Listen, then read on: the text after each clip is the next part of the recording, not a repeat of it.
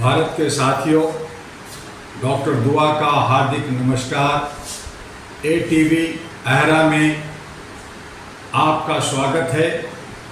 इसे ज़्यादा से ज़्यादा लाइक और सब्सक्राइब करें, साथियों में भेजें और उन्हें भी कहें कि लाइक और सब्सक्राइब करें, ताकि आप अपने अध्यक्ष के जो भी वक्तव्य आ रहे हैं उन्हें सुन सके, जान सके और आगे की दशा दिशा तय कर सकें। अब कुछ ही दिन बचा है।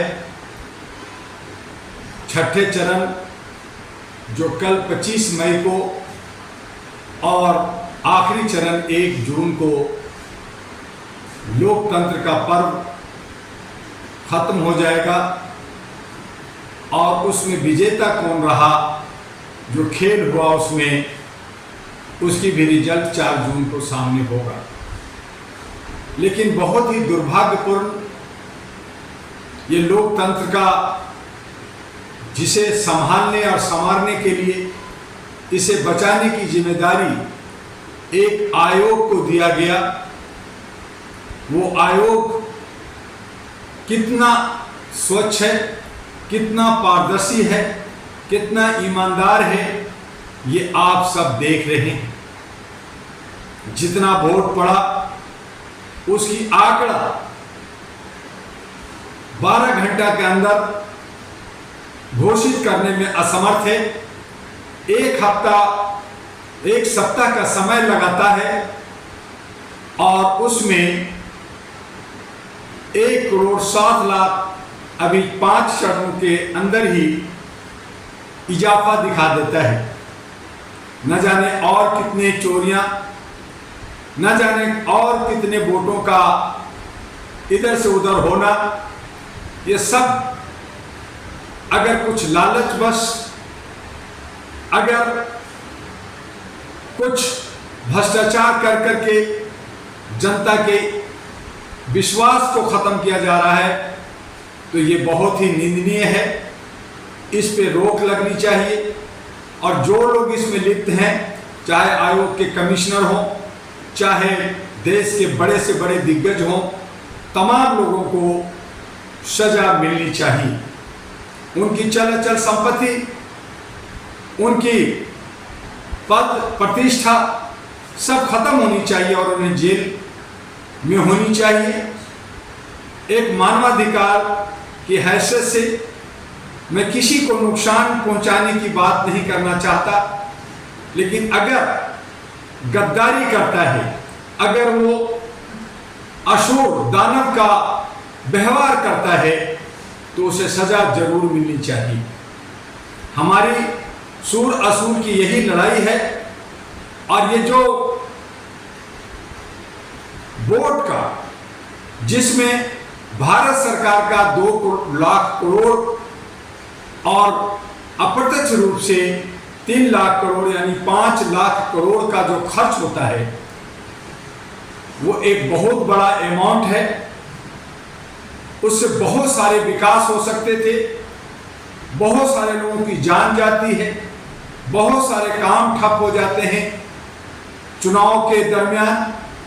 और तब 1 नेशन 1 इलेक्शन की बात हुई, वो भी, उसमें भी चोरी का एक रास्ता का बू आता है। और ऐसी सूरत में हमारा लोकतंत्र कैसे बचेगा, संविधान कैसे बचेगा, हम सब अपने सेवक, अपने चौकीदार अच्छे सच्चे कैसे चुनेंगे, ये बहुत ही कठिन डगर है पनघट की। हम सबको उलझा के रखा हुआ है। कुछ चंद लोग अपनी मनमानी कर करके हमारे लोकतंत्र को छत बिछत कर रखा है, हमारे हक अधिकार को छीन रखा है, हमारी आर्थिक आज़ादी को अपने पॉकेट में डाल रखा है और हमारी जो सामाजिक भागीदारी, हिस्सेदारी मिलनी चाहिए, उस पर भी डाका डाल रखा है। आइए हम सब मिल करके ज़्यादा से ज़्यादा अपने चहेते मनपसंद, और अगर मनपसंद ना हो तो नोटा को बटन जरूर दबाएं, चाहे गर्मी हो, चाहे और भी मुसीबतें हो, लेकिन एक दिन कष्ट करके अपने बूथ पे जा करके अपना मत जरूर दीजिए। ये आपका मत बहुत कुछ निर्णय करता है। हम सब लोग लगातार 5 साल, 10 साल, 15 साल, 20 साल जागरूकता के लिए काम करते हैं, जगाने के लिए काम कर रहे हैं। आप सब, हम सब मिल करके प्यार और मोहब्बत के साथ, इज्जत के साथ रह सके।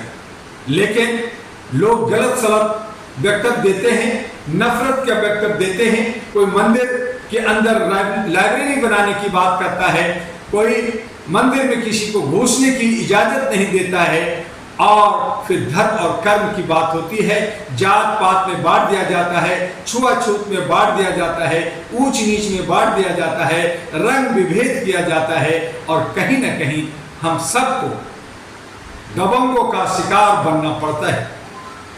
आइए हम सब मिल करके एक नई पार्टी जो मानवता के नाम पे मानव अधिकार को आगे लेकर करके अहरा नेशनल पार्टी आपके बीच में आ रही है।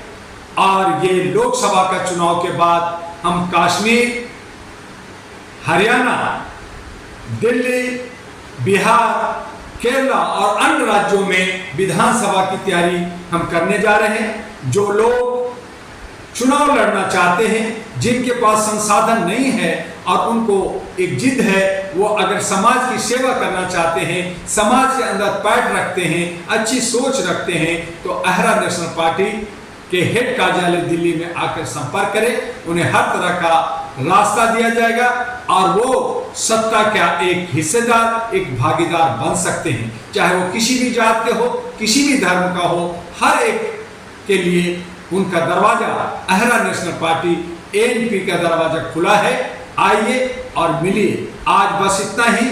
आपका doctor Ami Dua, All India Human Rights Association AHRA का राष्ट्रीय ध्वज, साथ में अहरा नेशनल पार्टी एएनपी का राष्ट्रीय ध्वज आपके इंतजार में दिल्ली में आकर मिले। समय कम है और हमें अपने मुस्तकबिल को, अपने भविष्य को एक नैरेटिव बना करके, अच्छी सोच बना करके हमें आगे बढ़ना है। बस आज इतना ही।